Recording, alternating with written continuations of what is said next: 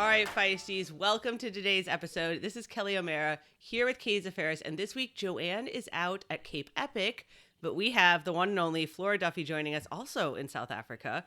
Flora, you've been doing so many podcasts lately. Have you just gotten the podcast bug? I know, I really have, sort of unexpectedly, not really planned, but I've enjoyed it. So I'm glad I finally made it onto this pod because you did ask me last summer, and I sort of gave a wishy-washy answer. Um, but I'm glad we finally circled back and I'm here. Yeah, I think Katie actually said she found like a year-old WhatsApp message from you that she hadn't responded to. So I feel like that's the pace at which we... This is true. I think I sent you like a voice note, Katie. Yeah. I have to look back actually. Who hasn't responded for our I know. WhatsApp voice notes back and forth? I don't know I if think it's you it's or me right me. now, to I be think it's honest. me. I Because at think the it, end of but your last voice note, you were challenging me to get a like a hobby or something else that I should do, like alongside my training and whatnot. And I'm like, oh my God, what on earth would I do? So that's probably why. Yeah. still thinking about it. Well, to be fair, it took like when it's like one of those when you look back and you're like to go talk to someone and you're like, oh no, like I never respond. like Yeah. whoops. That's a So shame. at least we're equally Yes. bad. It's worse when someone's I good. know. Yeah. I know. There you go, I don't yeah. take offense. So I take it you have not come up with a hobby then, Flora. I have not. No, still not. Okay. I've had hobbies Still no suggested. I hobby. just haven't quite taken to them. I like the ideas, but I just haven't gotten there yet. So much harder to execute. Precisely. Yeah. If Joanne was on, she would have like plenty of options here. Yeah, But that's I'm true. I'm sitting with Flora and I don't know. I've been retired and I still don't have another Well, you hobby. do have two kids, so yeah, Those are my hobbies, my two children. Yes. yeah, I'm like thinking about that sentence. My hobbies are my yeah. kids. Anyway, we'll move on. What but obviously you're still training a lot, right, Flora? I saw you just did a mountain bike race. What are you excited about this year? Both, I mean, not like both personally, but also as a fan of triathlon, because I know you obviously follow it a lot too. I do. Okay, what am I? Okay, I feel like that question always puts me a little bit on the spot of what am I excited for Oh this year? no. Um, I I mean, you could just say Kona because everyone I does, but know, you could pick but something I more said that interesting last too. time in a podcast. But I do think I might go to Kona this year, not to race, to sort of watch and observe and just be in the whole circus of it all. You you've done that before or no? Have you ever been I as a have, yeah. I went. spectator? I went. I've been once in 2017, so kind of a Okay. while ago, and it was Well, like it was a lot. It was a lot. It was really cool. I enjoyed it. It was a last minute decision to go out. Dan and I went out, and yeah, it was really fun. The race week, doing some training, and then I don't know, just watching everything happen, and then yeah, supporting on race day. Um, so yeah, I don't know. Chelsea and I have been talking about it, so we might make it out there. So I'm excited for that to potentially happen. And I guess, well, in the short term, I'm just thinking what I'm excited about. I'm going to Bermuda next weekend. So that's always exciting and Oh. always nice. So popping in there for a week and then heading back over to Boulder, which sort of, oh, yeah. your Stellenbosch time It is is. already Yeah, it's done? gone by so quick. We are leaving a little bit earlier this year because we are going via Bermuda. But yeah, I mean, it's it's gone by very quick. Because how long you normally you go there a couple months? How long are you typically there? Typically December through April. But yeah, usually Yeah, leave. that's Yeah, usually crazy. leave sort of the second week of April. So yeah, we are leaving a little bit sooner this time around. Do you guys? Nice. So you guys split your time between Boulder and South Africa for the most part. For people who, I guess, for people who are listening and are like, "What are Katie and Flora talking about?" Do you have houses in both places, or do you just like bum it with people? We do have a house in both places, which Okay. is very nice. Yeah, um, yeah. We we have a very good setup where we have a house in both places, and I've gotten to the point where I have bikes in both places. So I don't. Oh. Sometimes I travel with a bike, like my TT bike. That's pretty specific. I don't have two of those identical setups, so I do sometimes have to travel with a bike, but sometimes I don't, and I don't really need to bring that much clothing back and forth, but I still do. Yeah. So it's nice. It's kind of strange how you have sort of two lives. Um, but yeah, it's nice. I could no way could I stay with people for that long. Nor would they probably Sure. want me Though I staying guess with them like for that long. I mean, people Do you, do it though, right? Like pro triathlete people do it all the Oh, they time. definitely, yeah, they do. They do. do, do you feel like you have three homes, or how many homes, like between Bermuda and Boulder and Stellenbosch, or is there like one that feels like the most at home to you? Well, I don't own a property. Ooh, sorry, you can hear that. That's a curtain next to me.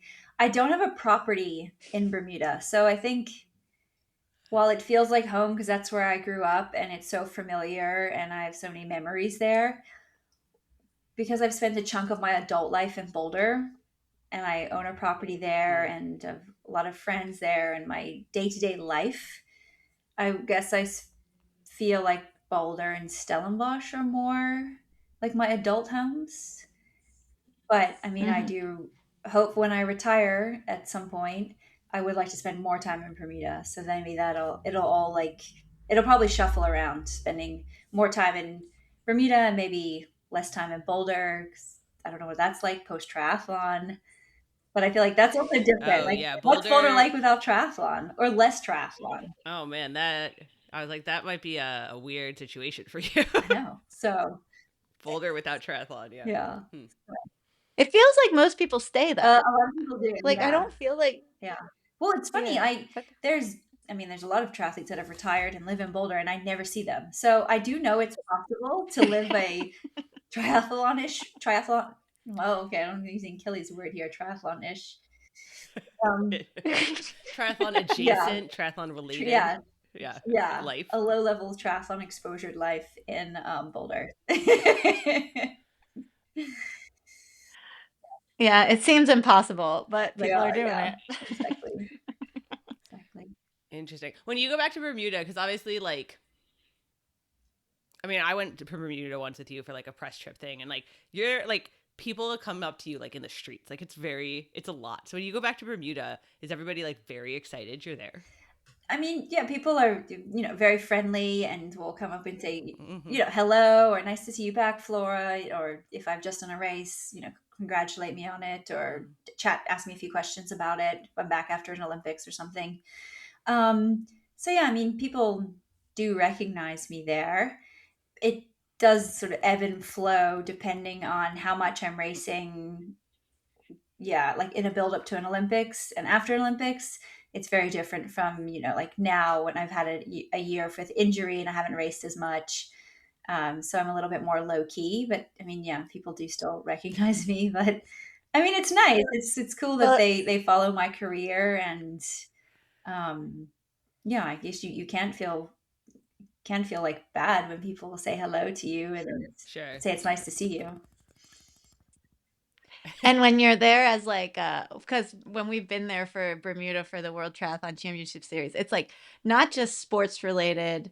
People know Flora in Bermuda. It's like the taxi driver. I remember like Yes. having a conversation about like Flora and being like, yeah, I like kind of know who she Yeah. is. Yeah. Like, so it's cool that it reaches like across the island in like lots of ways. So. Yes, totally. That's been it's been really cool. It's sort of people from all walks of life. They come to watch the World Series that's been there. I mean, see me in the paper, on the news, or I mean, it's so easy to follow now on like social media and yeah, so that's really Mm. special that it's sort of transcended. It's not just this triathlon community or the sporting community. It's yeah, sort of everyone, which is yeah, really cool.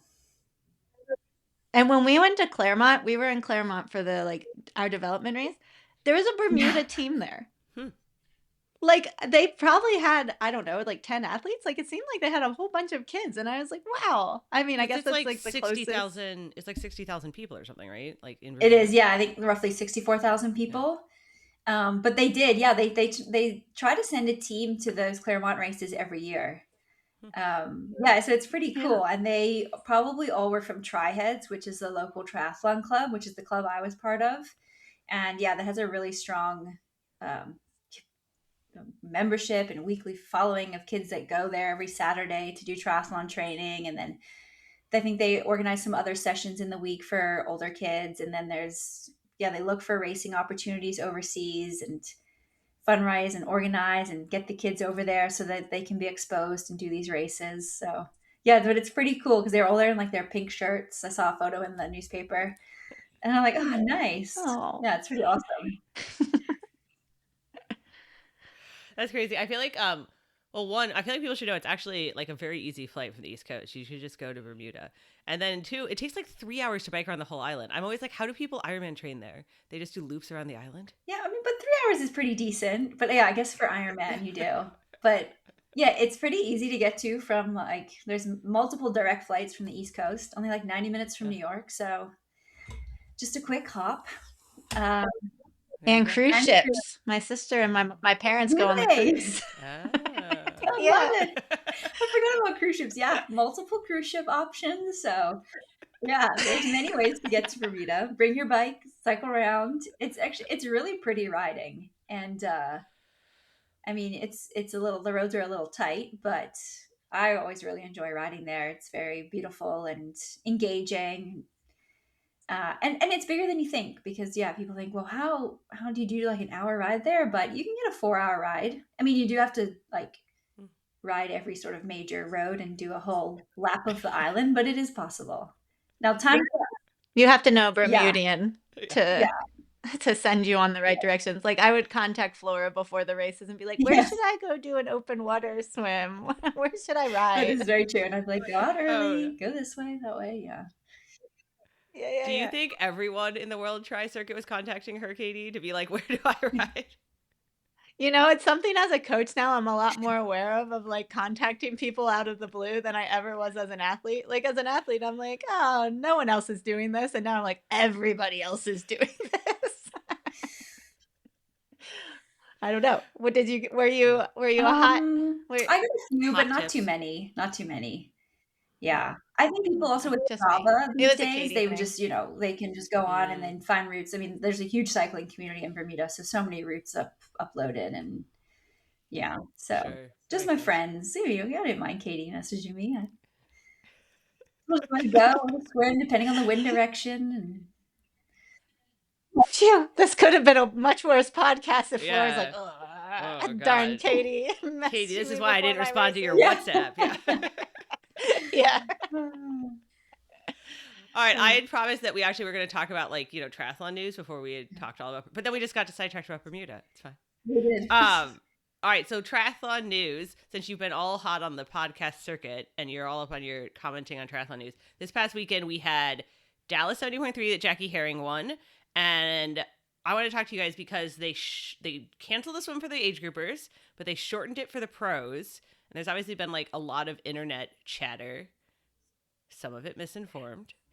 What do you like? How do we feel about? I mean, we're having to have more and more and more canceled swims lately, just because of like weather and climate change and insurance. Do you feel? I felt like that was a reasonable kind of accommodation to treat the pros, like at least make sure they could swim, but It's so hard because it was like significantly short. Like yeah. it was like a 3-minute swim. And I read Victoria Lopez's kind of like comments on it on Instagram. Basically, she was saying like, if you're a pro, you should be able to handle the conditions that are out there. But I think as an organizer, it's an impossible situation because like, if everything's fine, everything's fine. Like yesterday, we didn't have school here because of thunderstorms that they were calling for, and there were no thunderstorms that happened, and people were like upset because everything was fine and schools were off. But if you would have had school and something would have happened, then it would have been the opposite. And so I like feel for whoever has to make the decision.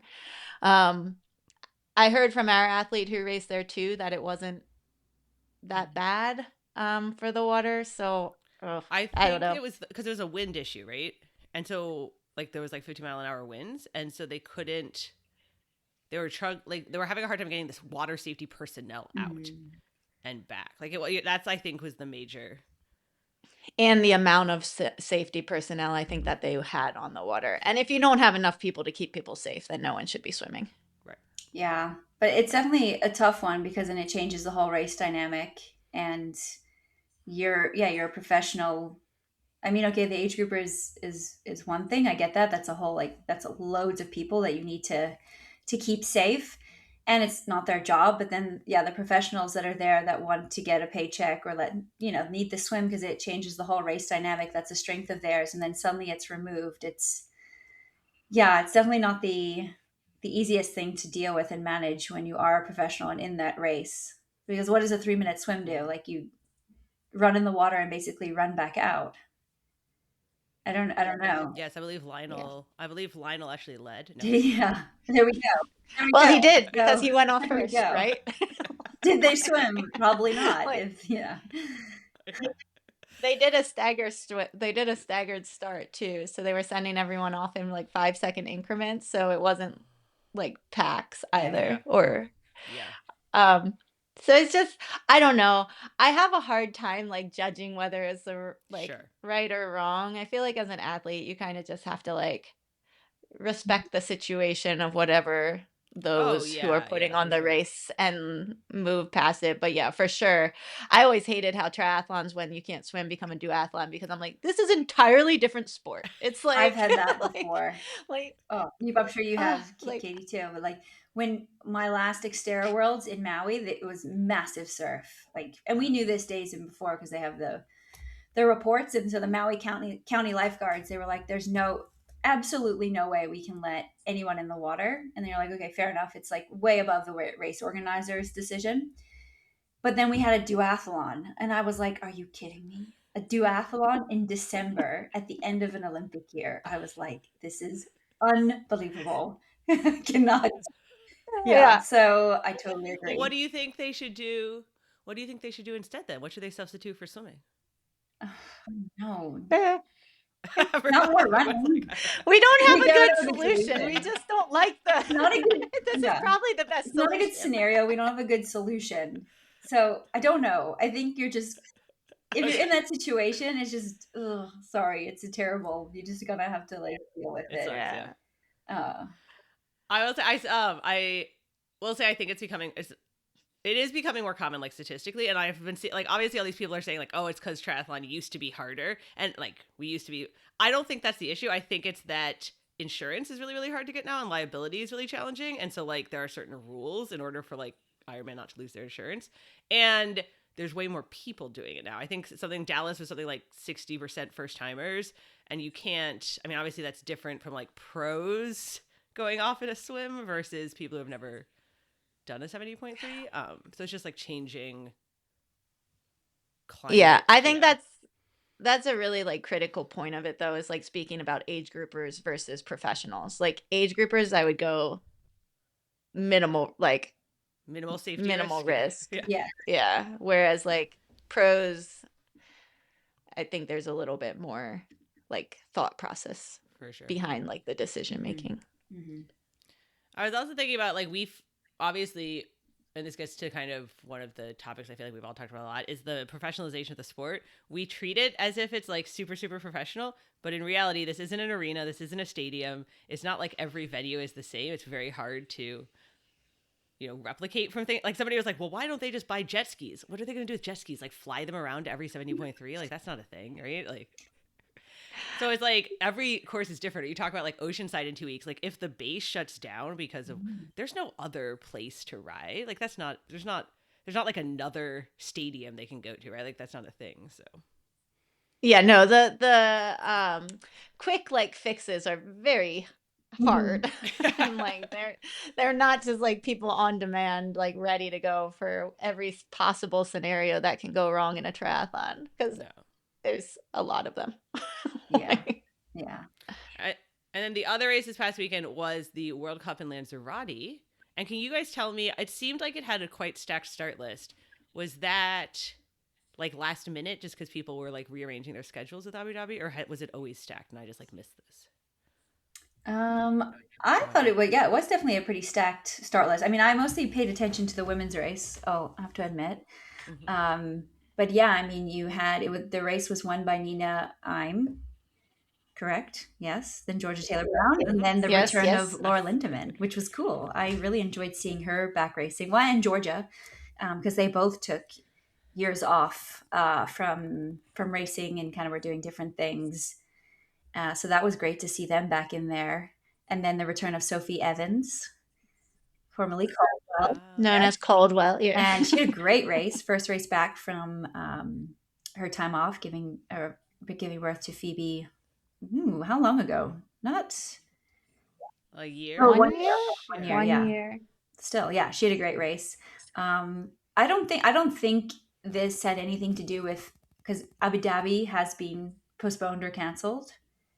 Correct? Yeah, postponed. Postponed, yeah. I think people are just looking for early season races, and it's nice that there's a World Cup that was in an easy place to get to. That's like a triathlon destination. So probably, yeah, easy for most of the Europeans to get there. Relatively low travel, relatively low pressure, and then, yeah, a nice hard race to get into before you're stepping up into the World Series racing. And it looked like a cool course too, like super yeah. windy, which I mean is to be expected in Lanzarote, I would assume. But also like there's a hill in it, which yeah, I don't know. I just think about like a lot of our courses, a lot of the World Triathlon courses becoming pretty flat. It's like cool to see how much of an impact it had on the race because it started out as a big group and then yeah, got smaller and smaller front pack. I would say the other person that was cool to see in a World Cup was Fanny's. I wish I'm gonna butcher her last name, but she's quite young. And that was her first World Cup, and she actually crashed and then like ran back up and finished 9th. So I thought that was pretty cool to see because she's like what 18, Oh, wow. turning 18 yeah, maybe. Like that, yeah. Oh, that's awesome. Yeah. And she let out of the swim. Oh. Yeah. Yeah, and she's been on the super Mm. tri like circuit a lot, but now she's moving out of like the juniors and well, just going straight to the World Cups. Yeah, wow. Oh, that's a great There- race for her. There is a lot of WTCSs this year, right? There's like a ton, it feels like, I think. Yeah. Are you guys more excited about certain ones than other ones? Like course wise, Yeah. timing wise? Oh. Katie, go first. Okay. Yes, because like Karlovy Vary Oh, yes. being a WTCS again, I enjoyed watching it like last year. Like I don't know what like San Marcan is. I think Karlovy Vary is probably the one that I'm most excited for just because of that. But also it'll be really interesting because there are so many, just seeing how which athletes go to which ones, because now you can kind of choose more well based on your schedule, but also based off like which ones you feel like suit your strengths and kind of like can make your weaknesses not as exposed. And Karlovy Vary is definitely one that would be some people's courses over others. So it would be a Flora Duffy. She would be a solo breakaway. Oh, I don't know about that. But we raced there in COVID, Katie. Do you remember in 2020? I do. Yes. Just dropped me. I think I like bridged and then got dropped. I don't even remember. Yeah. It was a hard course, but a really beautiful It was place. a beautiful place. Wow. Yeah, it was a really hard course. But yeah, insane place. I mean, I couldn't believe it when we drove in there in our big bus from Hamburg and we pull up into this magical town. It was just like, It was. yeah. It was, yeah. Yeah, it's like people go there for I feel like I've already said this on this podcast, but like people go there for like this youth elixir. They're like the springs Oh, are really? like if you drink the you didn't know that. Yeah, we should have like bottled it up. Yeah, maybe Perfect. youth elixir is a little bit of a strong marketing. Yeah. Strong marketing. Yeah. The springs have something in it. Okay. Yeah. I think London will probably be a cool race. I mean, Yeah. Oh with yeah. with the Brits and everyone coming out to support. I have no idea what the course is like or anything like that, but I can just imagine the crowds and the atmosphere. That could be quite a cool race, an exciting one to build up to. But I think what I'm looking forward to more than yeah, there is a lot more races than there has been in previous years, which is great in for the series. But it's just, I think the racing is going to be really exciting. Again, particularly talking about the women's side, because yeah, you do have the likes of Georgia Taylor Brown coming back. Is Kate Woff going to drop into a few? Sophie Evans and Jessica Fulliger. She is definitely a power player, someone that, a game changer in these races. Then the German women, I mean, they have a whole lineup. Laura Lindemann coming back into it. The French women, I mean, yeah, we'll see the reigning Olympic champion Cassandre Brugueron. Yeah, I don't know. There's just so many exciting women right now. Beth Potter, gosh, I mean, like the list is so long, and it's like they can just go any direction. And if Taylor Knibb drops back in, gosh, okay, yeah, it's so yeah, hopefully there's some fun race scenarios and people are, pushing breakaways, and it's just exciting dynamic racing to watch. Because last year, I mean, Katie's talked about this, but like last year, it's not that it wasn't super exciting, but I think like a lot of people took sort of a year off or took a break or tried other things, right? Yeah, like it just like after the Olympic year, not everybody's Mhm. fully engaged. And this is also that was the first like from Tokyo to Paris, you couldn't really take that break Right. because of it being a condensed quad, not a quad. Um, so then like I feel like after Paris, people were like Mhm. properly like Yes. like tired. So now like having, I mean, even just with like Flora was saying, even with like Georgia and Sophie, like and Laura like coming back, like it's kind of cool to still see you're getting a lot of new athletes, but you're also getting athletes who have been super competitive over the last like two quads, like coming back really strong. So yeah. I just like, you're like, people needed a break, and Flora's like, yes, people needed a Yeah. break. Well, like, because how did you? I mean, you've done so many. Like I was So listening to many Olympics, Jess's yeah. your podcast with Jess Learmonth, and like it is crazy because you've been in the sport for a really long time. You haven't taken like that big of breaks, and the breaks you have taken, I felt like kind of have been more forced breaks than anything, which are like not relieving breaks because of injury. Like they're actually harder. Like, do you still feel that same like passion and excitement for triathlon as like has that changed or fluctuated over the Yeah, years? that's a good question, Katie. Probably depends what sort of day you catch me on here at the moment. But yeah, I don't know. I have been racing for a long time, and it's kind of crazy when I think I've gone to 5 Olympics. Um, and it's weird to think I won't be going to the next, which is actually quite nice. Like I'm very comfortable with it. It feels like Yeah, Paris yeah. was a really nice endpoint. It's funny. I was actually leaving Cape Town on the 25th of December on Christmas night. We were flying back to the US, and we were taxiing out of Cape Town International, and there's a Delta plane next to us. And it happened to be a Delta plane all painted up in the LA 2028 Olympic logos and everything. And I was like, are you kidding me? Like, how am I seeing this right now? But it made me think of how once one quad finishes, the other starts. And Mm. when you're in it, you immediately transition your mind to right. Now I'm focusing on LA. And you sort of always have these little reminders. Like even when you're just on a Mm. plane on Christmas night and you look out the window and you're like, oh, it's the Olympics. Right. Should I do Yeah. it again? No, just I kidding. was like, what? I was like, okay, well, that actually has no emotional response for me right now because I know I'm not going. Like Yeah. I've ended that chapter of my career. But I was thinking, shucks, if I was building up for LA and I was like one of the people being talked about as a favorite for a medal, I'd be like, why are there just reminders everywhere already? I don't know. I just found that Mm. so Yeah. interesting. Probably as someone that's been through a buildup as a favorite and just how much it gets talked about so early on in the quad.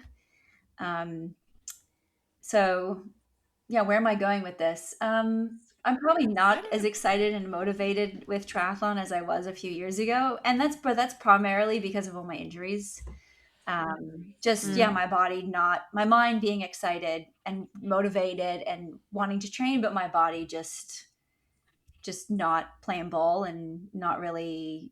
So that's really hard when you kind of have to constantly change things, adjust. Okay, you can't do this, and then at some point you're like, well, what am I even doing here?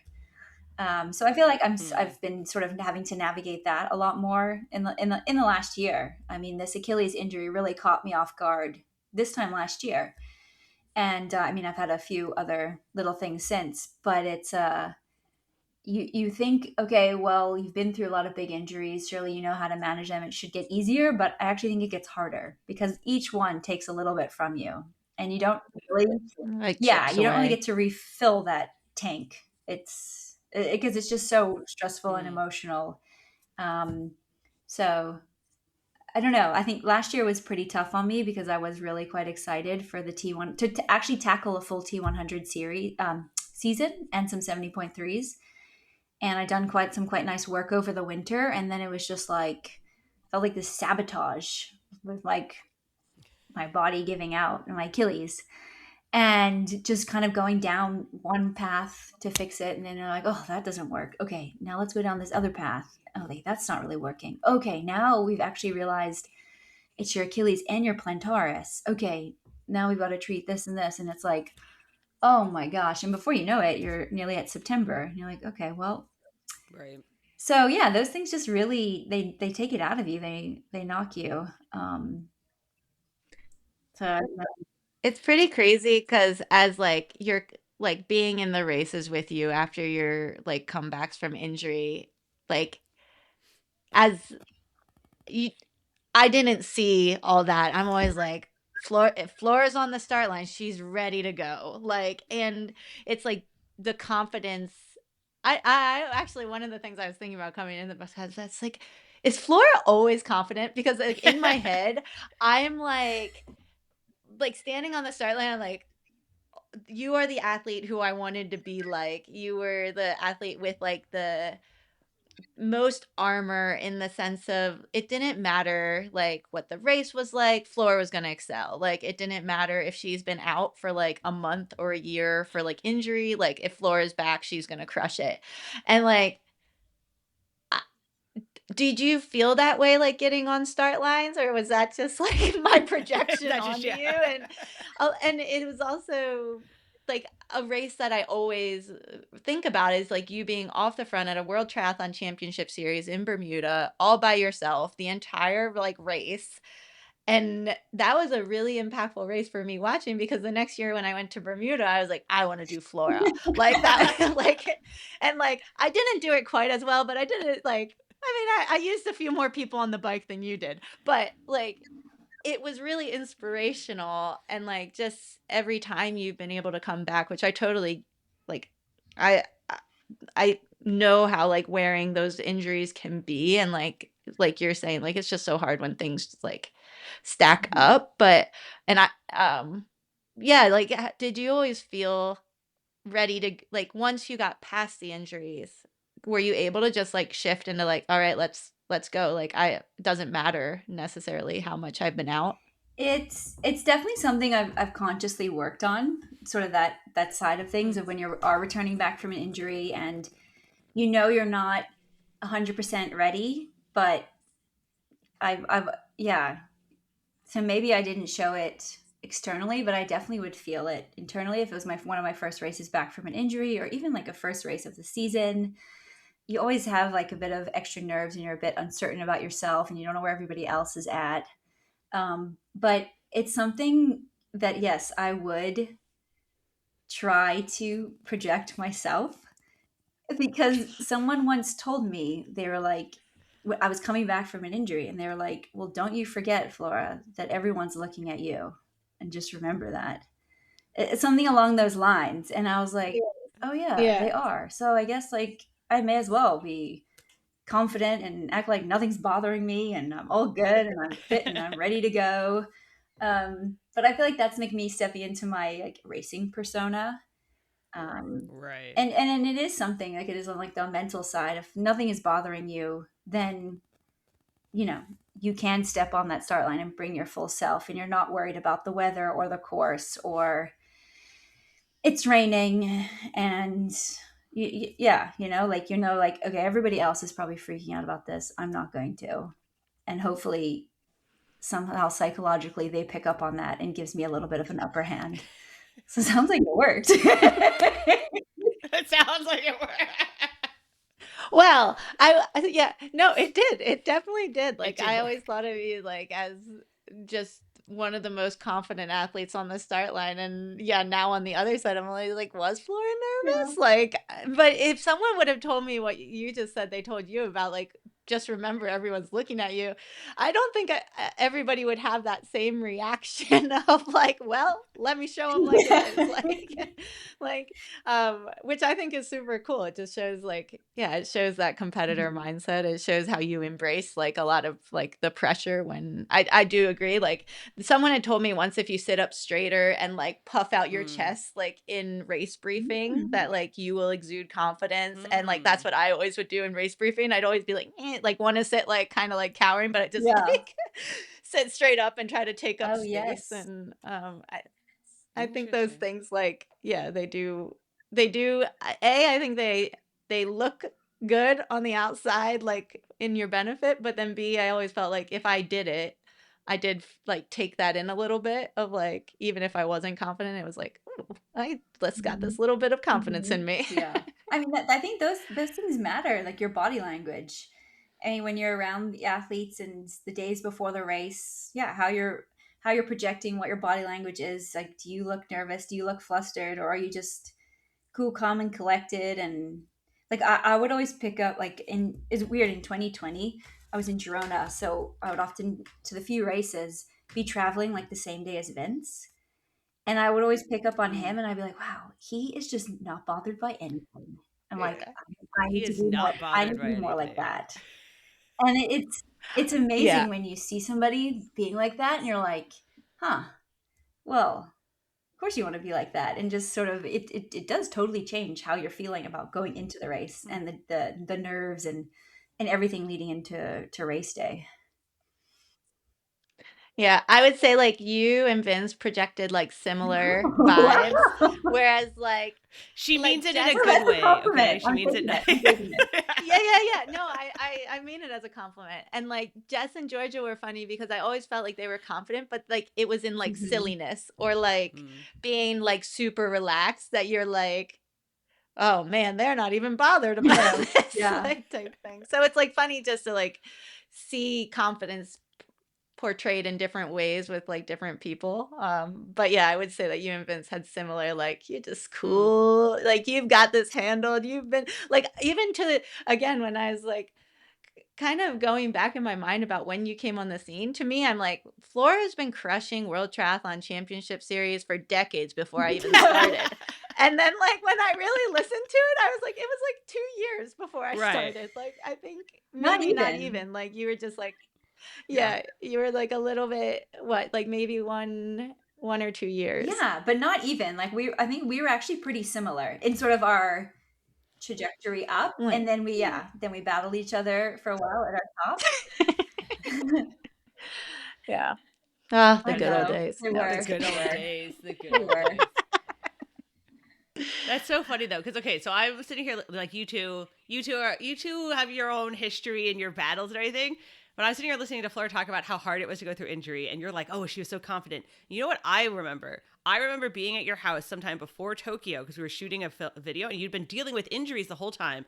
And me and Dan were sitting in the kitchen while you were running, like we could hear you running on the treadmill, and all of a sudden the treadmill stops, and Dan and I are both like, oh fuck, because we both thought you were suddenly hurt again, like you've been having, and you could like the panic that he had in that moment that was like, oh no, oh no, oh no. But actually the treadmill had just like come unplugged. But like that panic was like, we're starting this whole cycle again of injury. You could tell like that it'd been such a long year, such a buildup. And I was like, oh man. Yeah. So it's always there. Totally. It's always there. Oh my God, that's such a funny memory. And also because you were filming me within the last 6 weeks. So it was like crunch time. If anything was bothering me now, it was not going to go away by race day. Yeah, and I kind of just gotten over the hump of my back had been bothering me in April, May. and that had sort of just cleared out, and I was like on a really good path. I mean, I was still like running on the lever and stuff every now and then. Mm-hmm. But yeah, I do remember that. But it's funny how you both had that same feeling of like, or looked at each other like, We were uh like, oh. oh shit. Yeah. Like, oh, Tricked ya. he's I'm canceled. just kidding. Like I'm storming Yeah. out. Oh my gosh. No. So I feel like it's a as age group athletes, right? Like I'm sure everyone listening to this has like done the doctor circuit because they had some niggle or something. And I think we all think that you guys, Olympic medalists, you have some other special secret thing, like you have specials doctors you go to who solve all your problems, and it sounds like that is not how it works. No. It's not how it works. I No. mean, okay, sometimes you get into the doctor like first, you jump the queue, you get like the next day appointment. But then there's no Right. magic bullet that like they're gonna heal you. It's like no, you're gonna get what's on offer, a PRP injection very likely, and they're like, well, this most likely will work, but there is a chance it will do nothing, and you're like, oh, okay, but it's like you'll only find that out in 6 weeks time. You're like, oh, or 6 to like 9, 12 weeks, and you're like, oh, okay, Right. right. So no, I mean, I think the more injuries you go through, you sort of figure out who your people are, who the most effective are, so you Mm. hopefully don't have to go like round in circles to figure out what treatment works for you, whether it's like a shockwave or a PRP or I don't know. There's all sorts of uh, things they can do for tendons these days. But no, I don't know. Katie, did you? Do you have a secret I doctor? was so I was so lucky Yeah, with I like never got injured. I just crashed. I just crashed and had stitches and you hit my face. It heals much faster than any of these tendons do. Um no, I was really lucky, but I think like a lot of just more from observing. It's like there's no direct pathway of like or even like you hope that what worked before Mhm. works again for you potentially in a faster timeline or a same timeline if it Mm. was a good kind of recovery. But it's on the coaching side, I found it really hard Mm. because like you're kind of trying to decide, is this something that's going to become a bigger problem? Is this like or like how to navigate it? And I mean, it's really annoying because there's never a clear like this is how it is. And if you see multiple doctors, you will get potentially like 4 different answers with 4 different doctors. All of them can have a different level of confidence of what they're telling you. And I don't know, I feel like that's almost harder because you're just like then put in the decision-making situation of like, well, who am I going to go with? So, 100%. And someone yeah. has to make that decision. And quite often or not, the athlete consults the coach. And so I'm curious now that Oh. the roles have been reversed, you're on the other side now. How do you feel like if one of your athletes gets injured, do you ever feel any like responsibility in it? Or even though I don't think you should, but like, I guess it's probably impossible not to feel a little bit. Whose podcast is this, Flora? No, I'm just kidding. No, I definitely feel like it's like a responsibility of the coach, like reflecting on like the buildup, reflecting on how we've like reintroduced them. And then, yeah, like there's been some big decisions having to be Mm. made by the athlete on like what their treatment is or whether there's even another like scan. And for like our athletes, it's costing them money every time they need to go get a scan or do something, so it's a big investment for them.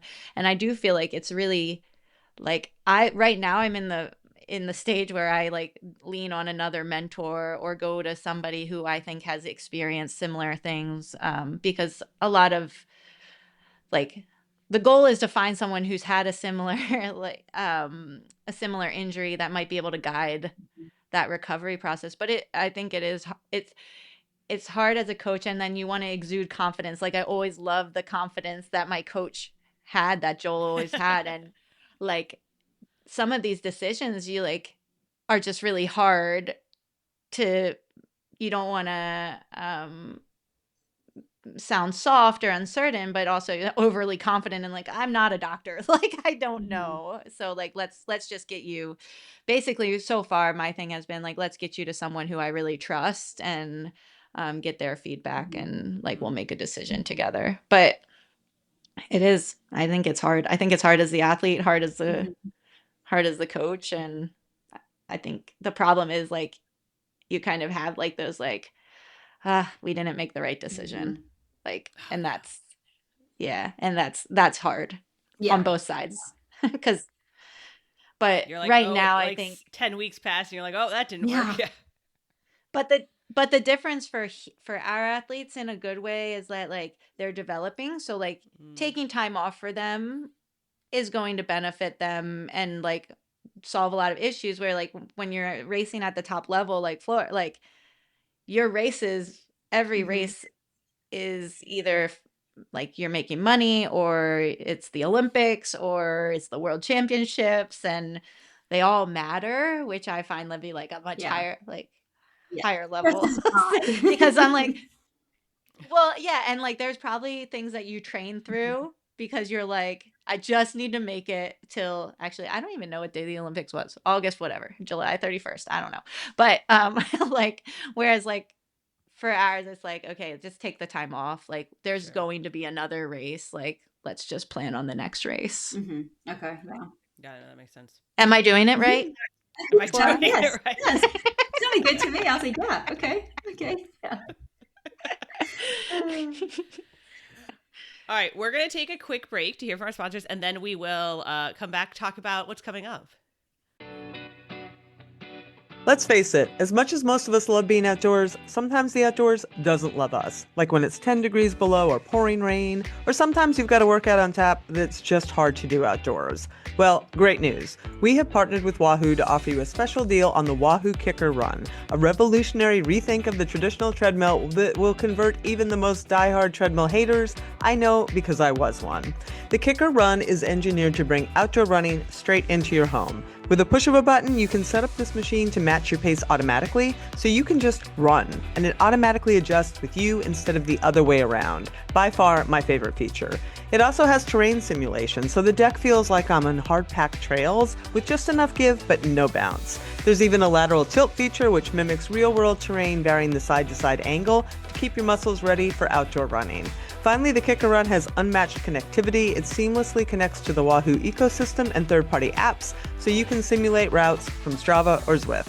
Whether you're a triathlete, a devoted runner, or someone who just loves to stay fit, the Kicker Run is there for you, and honestly, it's just a beautiful machine. We love it, we know you will too, so check this thing out. Click the link in the show notes and use the code FEISTY2026, all caps FEISTY2026, to get a free Headwind Smart Fan valued at $300 with the purchase of a Wahoo Kicker Run today. I will drop a link in the show notes to make it a snap.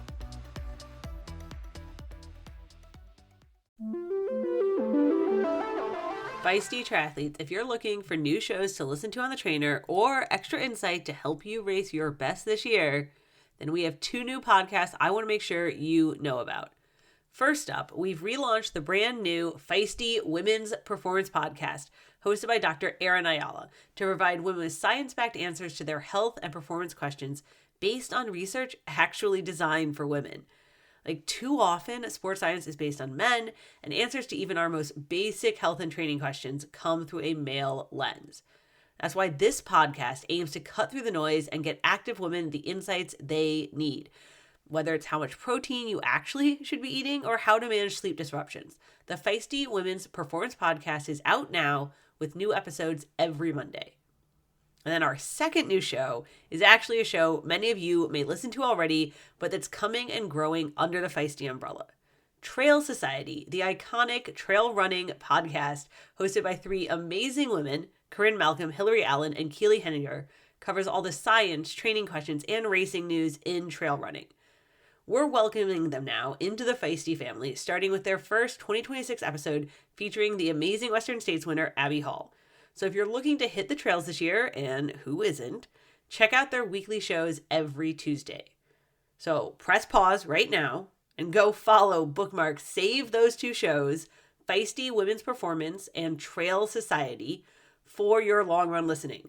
We'll include links in the show notes, and if you like what you hear, be sure to share with your training buddies. Let's live our best, active, feistiest lives together this year.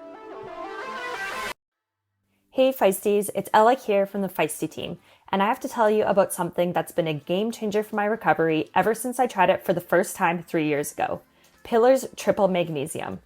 Pillar Performance is a performance health brand built by leading sports scientists, dietitians, and athletes with the goal of helping you show up to the start line at your absolute best. Anyone who knows me knows I take sleep very seriously and very much like my 9 p.m. bedtimes. And Pillar's Triple Magnesium, developed with insights from leading HRV researcher Dan Plews, has become a staple in my nighttime routine. I take it about 30 minutes before bed, and it helps activate the parasympathetic nervous system so I can fall asleep faster and stay in those deep, restorative sleep phases longer. My Oura Ring backs it up. Higher HRV, more deep sleep, and I wake up feeling genuinely recovered and ready to go. If you want to level up your recovery, go check it out. Head to pillarperformance.shop, or if you're in North America, visit the feed and use the code FEISTY for 15% off your first purchase. That's code FEISTY for 15% off at either pillarperformance.shop or thefeed.com if you're in North America. All right, you mentioned, though, Flora, that you were excited about T100 last year and doing a season. So is that on your horizon this year? I know there's not like contracts anymore, so I guess you don't know for sure. But... No, yeah, so there is no contracts. There's no guarantee that I would get into a race, even if I wanted to do it, because my ranking is really not good at the moment. So I would just have to, I guess, hope for a wild card. I'm actually not even too sure. I presume they do. No one knows. Okay. Yeah, so about right. But yes, that is the racing that I would like to do, that in some 70.3. At the start of the year, I was like, in a perfect world, I could qualify for 70.3 worlds because it's on an incredible course and it'd be beautiful and looks amazing in Nice on a nice climby course with a technical descent. So yeah, that would also be on my schedule. Like, that does feel like a Flora course with that descent. Yeah, I feel like you could really rip that descent. So that would be cool. And then, yeah, some of the T100s and see, how it goes of getting into them. And, but also, I mean, there's split gender. So that's even. Yeah. What do you think about that? So the first one is coming up this weekend. I feel like we should mention that since this is a triathlon podcast. T100 Gold Coast. Kate Woff's pulled out. Julie Darren's pulled out. Injury. Ash Gentle's announced she's pregnant. So we're missing those three, but we will have Taylor Knibb. We will have Imogen. We'll have Ellie Salthouse. Yes. So what do you think about these split gender, women's only, men's only races? Well, I feel like I've also talked about this, so I should have my answer all lined up in my head. It makes sense to me, having done those races. And again, as you mentioned, athletes do get injured. They have other things going on in their lives. And so what we saw last year is a lot of the races got really diluted. And I mean, T100, they want to have as many stars at their races as they can. And so doing 8 races last year around the world was really, really hard and like a lot on people's travels bodies and the travel schedule. And if you want to fit something else in. So I think in terms of getting a quality of field, splitting the genders and having to only do four races, male and female, and then I think like the grand final, that I guess in theory the strength of field should be there more than it was last year. And then I just suppose logistically it's cheaper for them because there's less people there. They only have to close the roads for a shorter amount of time. So yeah, I presume the logistics are easier. I presume. But I don't know how it's going to work out in terms of, I mean, I hope as many people watch the women's race and that it's, I don't know, I guess on a positive, like they have to, like when they do these sort of races in conjunction with one another, which is what they were doing a lot last year, you miss certain key moments of the race. So now you should be able to watch the whole race, and hopefully they have multiple cameras out there filming the front of the race, the middle, the back. And so you can just see all of the action that's going on. I don't know. So that's my thoughts. I don't know. What do you two think? Yeah, I think that makes sense. I mean, for sure, they should be able to do. I mean, this is their whole argument. They should be able to make like a very good 3-hour broadcast product, right? Since it's all one race. Um, in terms of the like, I just okay. So obviously, there's a San Francisco race here, so I know that one really well because I like see it all the time. Now, it's slightly different than the other T100s because it's attached to Alcatraz, and I just keep thinking, trying to explain to San Franciscans, oh, there's going to be 20 guys the day before the bigger race because it's the day before Alcatraz, just like running around. And they're going to be like, what? Like, what's happening? This is like not the race, but it's another race. Like, I just feel like it's going to be so confusing. Right. And then they're probably like, well, where's the women? Right. Like, you know, because also Right. probably not knowing the whole reasoning and the split gender series. Oh, and, no. Yeah. I think it'll be a net positive in like terms of how it'll work out, but I do think it's going to rely on the broadcast and like how they tell the story of it, because to your point, like if people don't understand, then there's like they're gonna see the men's race and be like, there's no women, and get all like upset about it. Oh, so that's definitely like gonna happen. so I feel like just T100 in general, I think has done a really good job kind of showing the story, showing the broadcast, and I feel like as they must have already thought about it, right? Like they hopefully have a lot of faith you have they in them, they Katie. hopefully have a plan. They hopefully have a plan is like such a wishy-washy way to talk. Yeah. But it also might have some growing pains, which I think happens. And like the good thing is T100's been really like responsive in terms of changing things when things don't work out. So the only way to figure out what works out the best is to try new things. And I think it's kind of brave to do that and see how it goes. And like they obviously take feedback from the professionals, which is huge in terms of like crafting the T100 brand. So I think whether this like shows to be the best ever, who knows? But at least you know that they're willing to try different things to make it the best, and it can get there rather than just be like, well, this is what we've always done. Let's just keep doing it. So, well, they're definitely not doing what they've always done. I feel like that is the one thing we know for sure. So yeah. So far, I think the change is like positive, but I haven't raced a T100, so I know. I was gonna say, Flora, so you've raced them. All the pros are always like very like I always hear like they're treated really well. They're really fun events. Like they. Do you also like out of all the different series that you've done, right? Because you've done WCS, you've done T100, you've done some like one or a few 70.3s. Did you do one super try? And one super try, yes. Maybe yes, you did. And yes. one super try. That'll do. Yeah. Which is like your favorite, both from like a doing them standpoint, but then which is also like you actually are like, oh, I would watch that. Ooh. Like, oh, that's like really cool. You know? Okay. I mean, the ones that I would say most enjoyed would be the World Triathlon Series. I mean, that's where I've spent the bulk of my career and I'm most familiar. And that's the racing I love the most. And I feel like they put together as an athlete, like a pretty good experience. Like they don't get it right all the time either, but they have their rules. You know what you're going to get.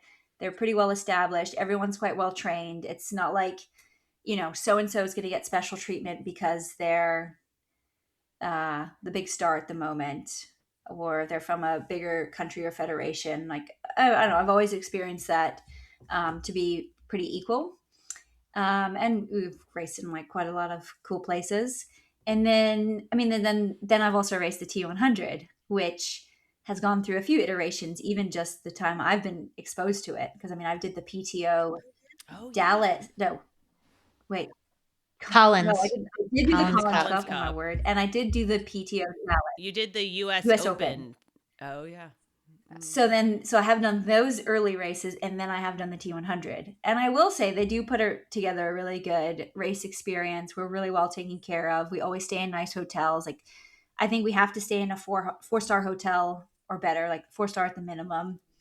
And they cover your hotel accommodation. There's a mechanic there, and they go above and beyond. If there's a problem, like you can text Dylan McNeese and be like, this is going wrong, and like they will try their absolute best to sort it out. And all of their media people are really friendly, and yeah, they always arrange training facilities as best they can, and yeah, just make it as simple and seamless for us to arrive, get our training done, media obligations, and then um, you know, they're starting a race series from scratch, so it's not going to be perfect, but I do think that they are establishing themselves and getting all of sort of their rules and protocols in place, so that each race you do go to and you're like, oh, okay, this is pretty similar format to what I followed at the previous one. Whereas when I've only done a couple 70.3s Ironman, and every time I go, I'm like, well, what's going on here? Totally From different. a pro perspective, it's kind of madness. I mean, yeah, navigating everything on race day and prior to, it's just way bigger because you have the whole age group side of it, which does offer a really fun side as well. Um, because if you know people in the age group race and they see you out on the course and they'll be cheering for you, and it's a really nice vibe. But navigating it as a pro in a high performance lens, it's definitely like, okay, this is different from what I've done in the World Series and even my exposure to T100. Um, It's funny because I always think people think of 70.3s as less stressful than World Triathlon, but I always think of it in the same like way as you are, where it's like not the wild wild west, but like World Triathlon has like just a structure that's familiar. Like I know I'm speaking from a USA athlete where I have like the federation to lean on, where like when you go to like 70.3s or Ironman races, you're like on your own. And I think that's what like World Triathlon is like. You have your federation, T100 and Super Tri. You have T100 and Super Tri to like there's people who are working for them that are working for the athletes. So it's like a comfortable place to be, even if you're on your own. But it's, yeah, I always feel this. I was like, well, I'd be so much more stressed because who knows, who do you go yeah, to? Like, and I'm sure there is. We just don't know Yeah, yet. there are athlete liaisons, guys. That is Okay, no, Ironman okay. too. there is, and they're very helpful. But then on like, I remember 170.3 I went to, I had to collect my number from the expo, and there was like there was this massive long line zigzagging all through the expo, and I was like, oh well, like I guess I just stand in that, like I'm not seeing any signs for pro registration, so okay, I guess I'll stand here. And then luckily Jackie Herring saw me and she was like, Flora, what are you doing? And I'm like, Yeah. well, I don't know where to go. And she's like, no, you just jump the queue and you just go here and here. And I was like, okay, but like a sign would have been nice, or like, I don't know, some sort of like, yeah, nice standard procedure of like, I don't know, similar, yeah. So Yeah, They all know what to true. do. It's they just you do. Yeah, don't that's know what true. to That also do. might be it. I was a fish out of water there. Yeah. All right, but from a spectator perspective, which do you think is most interesting? Ooh. Well, World Triathlon, I would say, depends where you're racing. That can have a huge impact. If you're in Leeds or you're in Bermuda, the crowd is, or racing Mm. at Olympics, insane. Yeah, easily some of the most electric crowds I've ever raced in front of. But again, I'll have to go back to these Ironman races. They have good crowds. Like the 70.3 Worlds I did in Utah.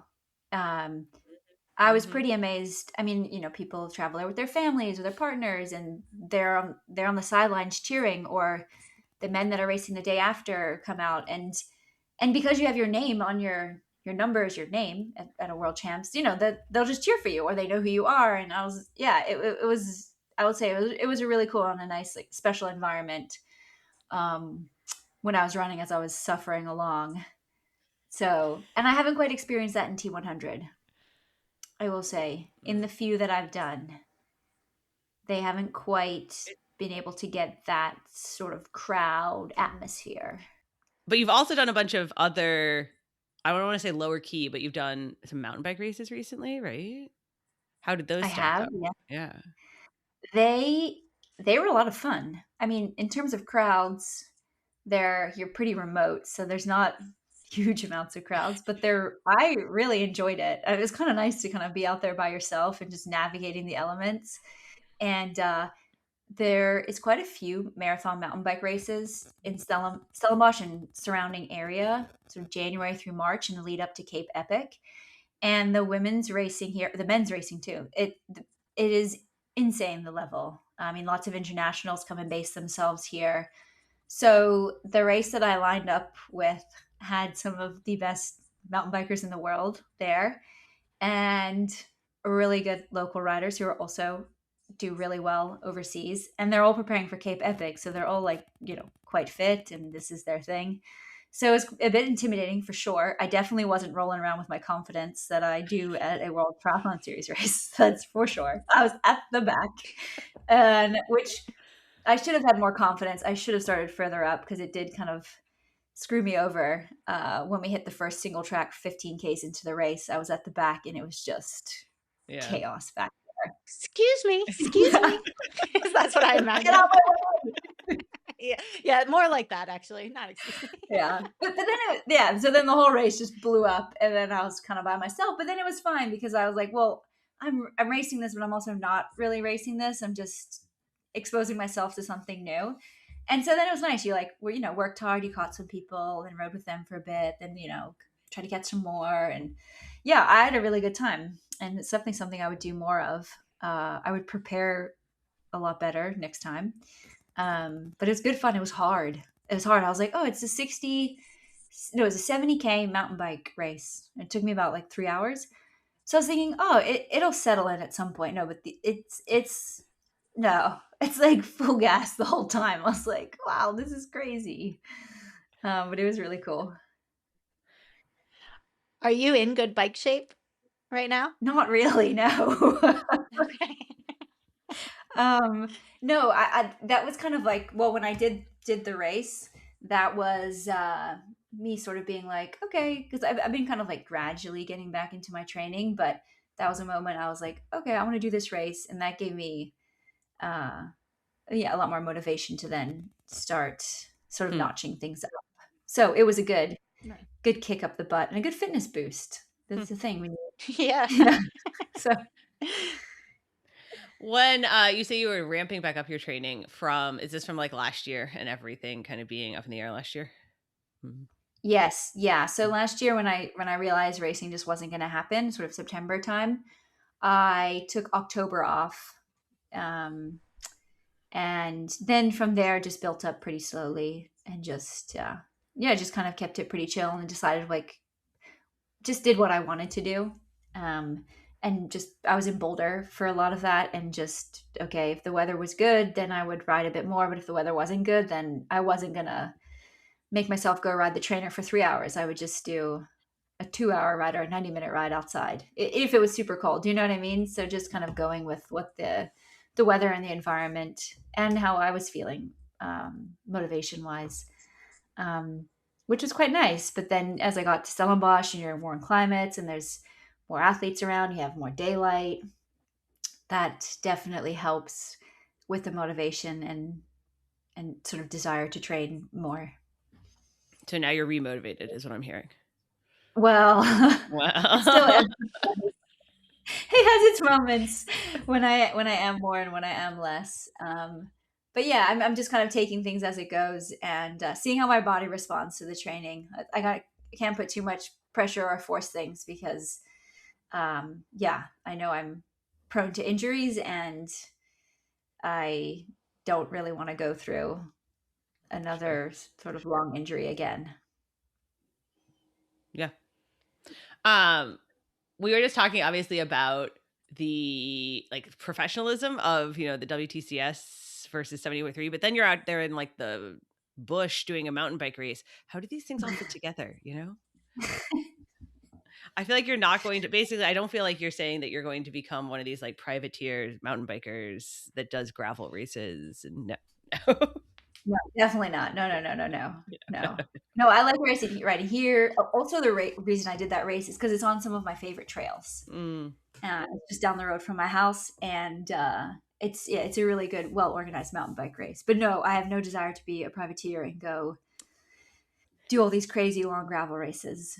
Absolutely not. Just dropping in and out when it fits my training and I need a good fitness boost. Are you a pure triathlete? Mm. Like, do you love doing all three, or could you ever see yourself doing one of the three? Ooh, as like a profession or at a high level or As a hobby. As a hobby. oh Flora. yeah, We'll start and end in the same spot. great. Just kidding. As a hobby, definitely running and riding, particularly probably my mountain bike. And swimming, I've actually been thinking about that recently. When I'm here in Stellenbosch, we have a beautiful 50-meter pool. Mm. And so swimming is quite nice. So maybe I would be. I never thought I would, but it's possible that I could at some point when I retire have three hobbies that were essentially my profession. But Right. yeah. Is triathlon just going to become your hobby after you retire? Is what I'm hearing. No, it's not like I'm gonna race, but the three sports are good for fitness, and You like doing all three. I often hurt myself running, so I have to, I'm gonna have to keep my body moving some way. So riding a bike and swimming might be it. Put in the right situation, you can see Correct. yourself still swimming. Yeah, the right situation. It's very specific. I don't know. When you started it out, I was like, she's just like every other world triathlon athlete. Like, swim is done. Yeah, Like, after. I know. But no, it does. It makes such a big difference having like the right, like even for me, I'm not swimming right now because it's not easy. But I'm saying, as soon as our summer pool opens, that's Yep. gonna be my time to shine. Are you back? Are you getting in your running and your biking now, Katie? Are you back? Okay. No, I'm not back. Uh-oh. I'm not back. But my transitions are on point. That's all Kimball does is transitions in our driveway, back and forth, back and forth, back and forth. Cute. So I've never seen anybody practice like I was thinking about it the other day. I write him little notes and I was like, he might practice transitions more than anyone in the world at 3. Perfect. Anyways. All right, Flora, to finish up. I mean, I feel like we've been all over the place here. We've covered a lot of topics. You'll have to come back, I guess, for more gossip with Katie. But to finish up, because we talked a bunch about kind of like the injuries and the like learning from them. What do you wish? And you've been to 5 Olympics. What do you wish you had known at that first Olympics that you know now? Cool. Oh. That first Olympics was so rough. That's why my face is like, Yeah. wow. Did you feel like it was rough then? Like the expectation, like was it because you were at like a different mindset as an athlete, I was right? the problem with that Olympics. Oh my word, it was. Oh crazy. yeah, you DNF'd, right? It was really bad. I did, yeah. The problem Okay, is, never mind. I'd only been racing for, I don't know, a year and a half prior to that at the elite level, and I was 18 when I did that. And I sort of burst onto the scene, and I had like top 10s in World Cups, which were the equivalent of World Series at the time, and like second at Junior Worlds. And this is all in the sort of build up to the Beijing. And so not like I had much pressure from the triathlon side, but when you're from a smaller place and you're performing well, you just get more eyes on you. And then my health took a decline and I was a mess and lots of reasons. So for many reasons, that Olympics was a huge disaster, but a good learning experience too at the same time. So, but I didn't race for 2 years after that. So you like quit. Yeah, I guess that should Right. You like quit triathlon. Where it all was. Yeah. But what do I wish I knew then that I know now? Honestly, probably that everything is going to work out just exactly as it needs to be. And you're going to go on this up and down crazy journey, but you're going to get yourself there. And so you've just got to buckle up. You just want to give little 18-year-old Flora a hug and be like, it'll be okay. Yeah. Like, you're going to be just fine, girl. You'll be proud, What an proud of yourself understatement. one day. Yeah. Toughest nugget grown up. Well, thank you so much for joining us, Flora, and for all of the, I don't know, the insight. And I hope everybody enjoyed it. If you liked it, leave us a review, share with friends, subscribe to the Feisty Triathlon, and we'll try and get Flora to come back sometime now that she's in her podcasting era. So I am. Maybe that's my hobby. there you go. After every World Triathlon race, We'll just have her come back. Come back. Oh, come on. We Yeah, give a review little it. summary of how the race went. Break it down. Perfect. Yeah. Yeah. Perfect, guys.